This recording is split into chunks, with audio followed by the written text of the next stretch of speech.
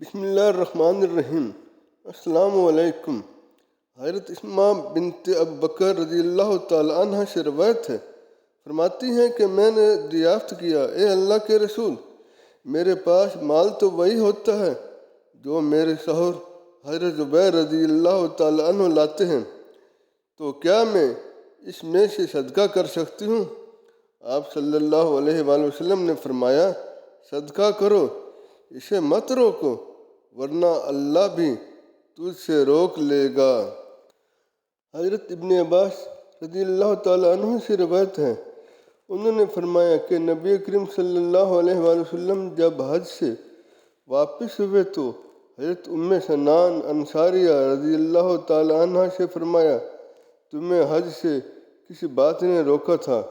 اس نے عرض کیا کہ فلاں شخص یعنی اس کے شوہر نے، اس کے پاس پانی بھرنے کے لیے 2 اونٹ تھے، ایک پر وہ خود حج کرنے چلے گئے اور دوسرا زمین سیراب کرنے کے لیے تھا۔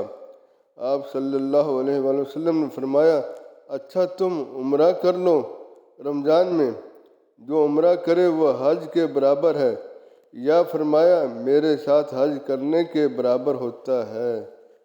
حضرت عمر بن خطاب رضی اللہ تعالیٰ عنہ سے روایت ہے، انہوں نے فرمایا، میں نے فی سبیل اللہ ایک شخص کو سواری کے لیے گھوڑا دیا، تو جس کے پاس وہ گھوڑا تھا اس نے اس کی حفاظت نہ کی بلکہ اسے خراب کر ڈالا۔ میں نے ارادہ کیا کہ اس سے وہ گھوڑا خرید لوں، اور گمان یہ تھا کہ وہ مجھے سستے داموں فروخت کر دے گا۔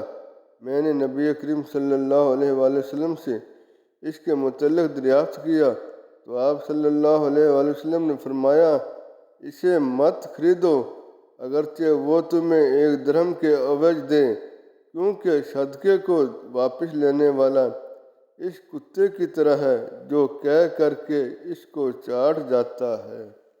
حضرت جابر بن عبداللہ رضی اللہ تعالی عنہ سے روایت ہے کہ ان کے والد غزوہ احد میں شہید ہوئے تو ان کے قرض خواہوں نے اپنے حقوق کی ادائیگی کا سختی سے مطالبہ کیا۔ میں رسول اللہ صلی اللہ علیہ وآلہ وسلم کی خدمت میں حاضر ہوا اور آپ سے گفتگو کی۔ آپ صلی اللہ علیہ وآلہ وسلم نے قرض خواہوں سے کہا کہ وہ میرے باغ کا پھل قبول کر لیں اور میرے باپ کو قرض کی ذمہ داری سے بری کر دیں، تو انہوں نے صاف انکار کر دیا۔ رسول اللہ صلی اللہ علیہ وآلہ وسلم نے پھر ان لوگوں کو میرا باغ نہیں دیا اور نہ ان کے لیے پھل ہی توڑوایا، بلکہ آپ صلی اللہ علیہ وآلہ وسلم نے فرمایا، میں تیرے پاس انشاءاللہ تعالی کل آؤں گا۔